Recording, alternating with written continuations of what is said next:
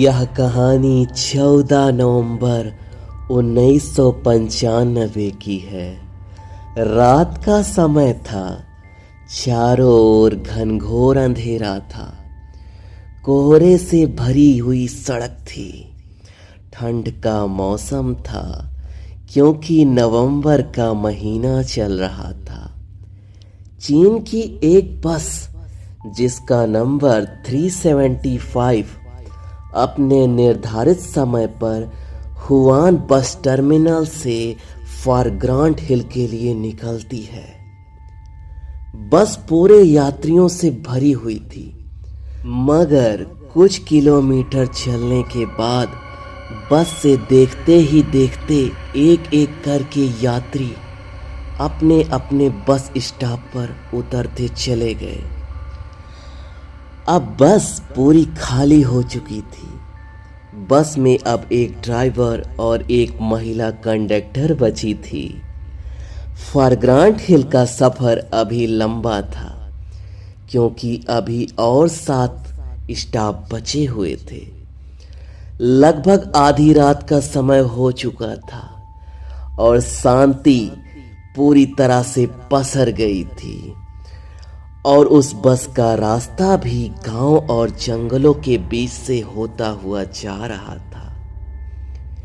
1-2 stop गुजरने के बाद बस नंबर 375 समर पैलेस के बस स्टॉप पर रुकती है। बस स्टॉप पर एक वृद्ध महिला, एक 19 साल का लड़का और एक कपल खड़े थे। बस रुकते ही वे लोग बस में दाखिल हो जाते हैं। यंग कपल जो थे वह ड्राइवर के पीछे वाली सीट पर जाकर बैठ जाते हैं और लड़का साइड वाली सीट जो बस गेट के पास होती है वहां जाकर बैठ जाता है और वृद्ध महिला उस लड़के के ठीक पीछे वाली सीट पर बैठ जाती है। अब बस में 6 यात्री थे, 4 यात्री और 2 बस कर्मचारी। बस अपनी मंजिल की ओर चल पड़ती है। बस के अंदर का माहौल बिल्कुल शांत था। बस जिस रास्ते से होकर जा रही थी उस रास्ते पर कहीं भी कोई इंसान नजर नहीं आ रहा था। बस के अंदर और बाहर एकदम शांत माहौल। इतना शांत माहौल था कि बस के इंजन की आवाज यात्रियों के कानों तक आ रही थी। लगभग 4 स्टॉप गुजरने के बाद बस ड्राइवर को 2 लोग सड़क के किनारे नजर आए। यह देख पहले तो ड्राइवर ने सोचा बस को रोकूं कि ना रोकूं, क्योंकि वह जहां खड़े थे वह कोई बस स्टॉप नहीं था। जंगलों के बीचों बीच सड़क पर खड़े थे।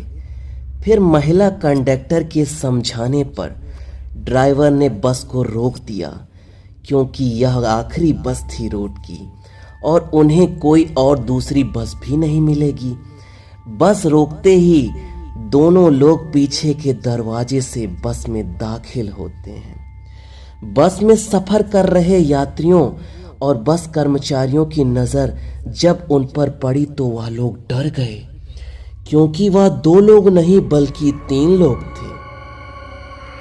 उनमें से 2 व्यक्तियों के चेहरे बिल्कुल सफेद थे, आम लोगों से भी ज्यादा सफेद, और तीसरे व्यक्ति को उन्होंने अपने कंधे पर सहारा देकर खड़ा रखा था। तीसरे व्यक्ति का सर नीचे की ओर था और बाल बिखरे हुए थे। उसका चेहरा बिल्कुल ढका हुआ था।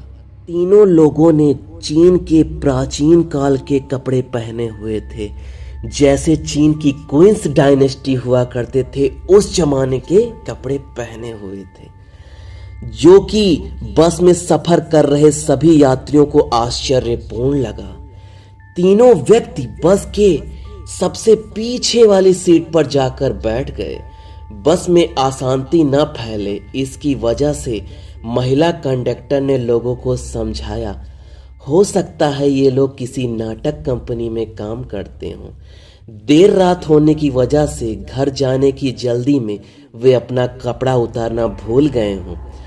बस नंबर 375 यहां से आगे की ओर बढ़ी।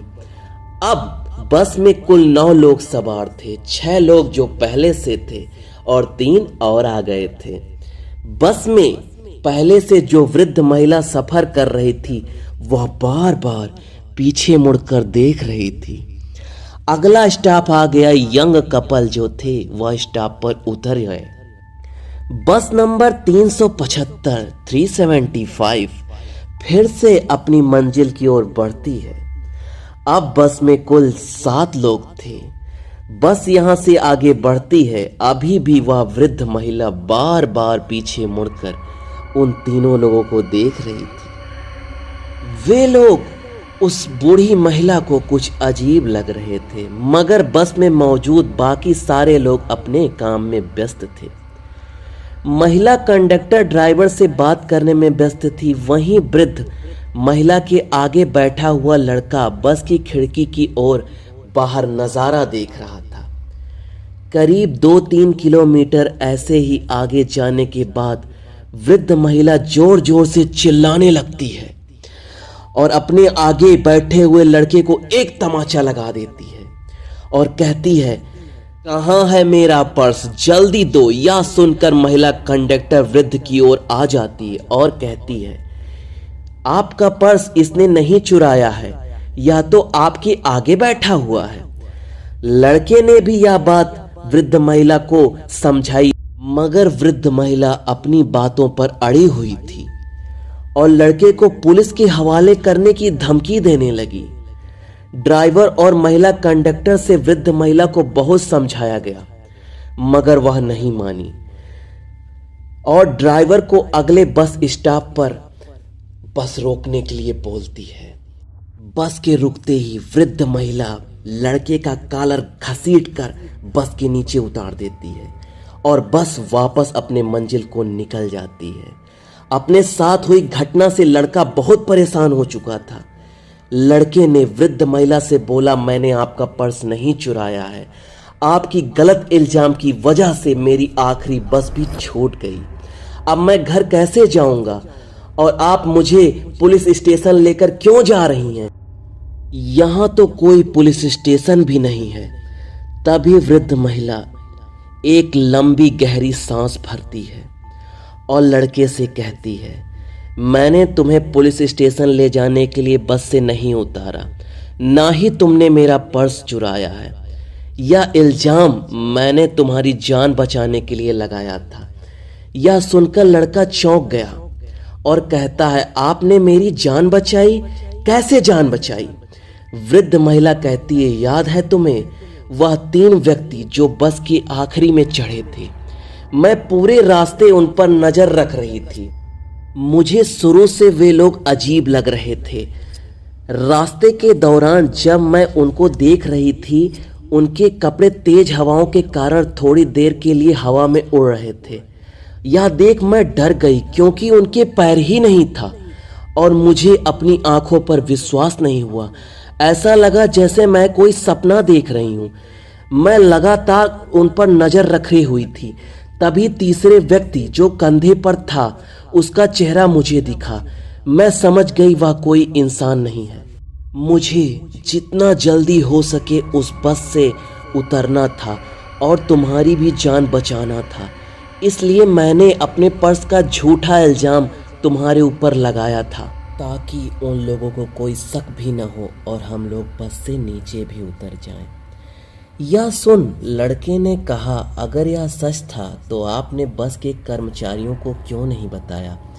वृद्ध महिला ने कहा, मैंने महिला कंडक्टर को इस वाकया के बारे में बताया, मगर उन्होंने यह बात गंभीर रूप से नहीं ली और मुझे आंखों का धोखा हुआ है, ऐसा समझाने लगी।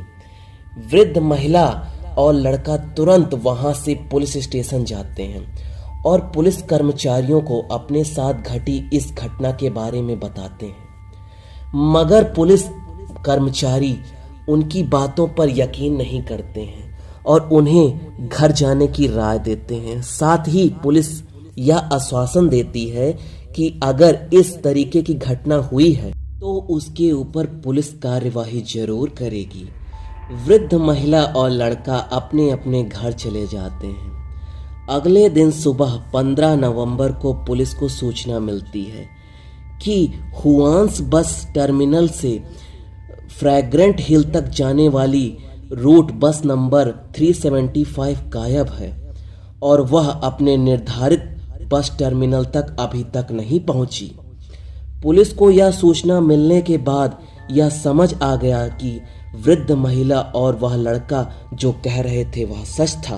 तुरंत पुलिस वृद्ध महिला और उस लड़के को स्टेशन बुलाती है और उनकी बताई बात को रिकॉर्ड करती है और यह देखते ही देखते यह खबर पूरे चीन के बीजिंग में आग की तरह फैल जाती है। रूट नंबर 375 की बस गायब है। पुलिस काफ़ी मशक्कत करती है और छानबीन करती है। रूट नंबर 375 बस की कोई जानकारी नहीं मिल रही थी। यहाँ तक कि पुलिस ने सारे सीसीटीवी कैमरे भी खंगाल डाले, लेकिन रूट नंबर 375 बस की कोई भी जानकारी नहीं मिल पाती है। आखिर वह बस गई कहाँ? तारीख आती है 16 नवंबर की। पुलिस को सूचना मिलती है एक बस नदी में गिरी हुई है। पुलिस मौके पर जाती है और उस बस को नदी से बाहर निकाला जाता है। पुलिस यह देखकर चौंक जाती है क्योंकि जो बस नदी में गिरी हुई थी उस बस का नंबर 375 ही था। यह बस फ्रैग्रेंट हिल से करीब 100 किलोमीटर दूर पुलिस को मिली। पुलिस क्रेन की मदद से उस बस को नदी के बाहर निकालती है। बस के अंदर कुल 2 मरे हुए लोगों की लाश थी, जिनमें से एक ड्राइवर की थी और एक महिला कंडक्टर की। चौंकाने वाली बात यह थी कि उन दोनों की लाशें बिल्कुल सड़ चुकी थीं और उनकी लाशों से बहुत बदबू आ रही थी।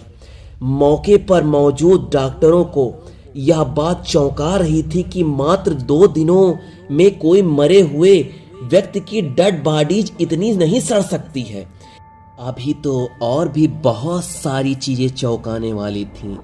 बस के मालिक ने बताया कि बस में इतना फ्यूल नहीं था कि वह 100 किलोमीटर आगे जा सकती थी। जब पुलिस वालों ने बस फ्यूल टैंक खोलकर देखा तो फ्यूल टैंक में ताजा खून भरा हुआ था। यह घटना 1995 की सबसे बड़ी घटना थी। इस घटना को ग्लोबल टाइम्स की अखबार ने अपने चैनल पर दिखाया था। बाल बाल बचे वृद्ध महिला और उस लड़के को लोग बहुत सौभाग्यशाली समझने लगे। आखिर कौन थे वह 3 लोग? क्या वो सचमुच भूत थे? तो आप लोगों को क्या लगता है, क्या सचमुच खून से बस चल सकती है? अगर चल सकती है तो फिर कमेंट बॉक्स में जरूर बताइएगा।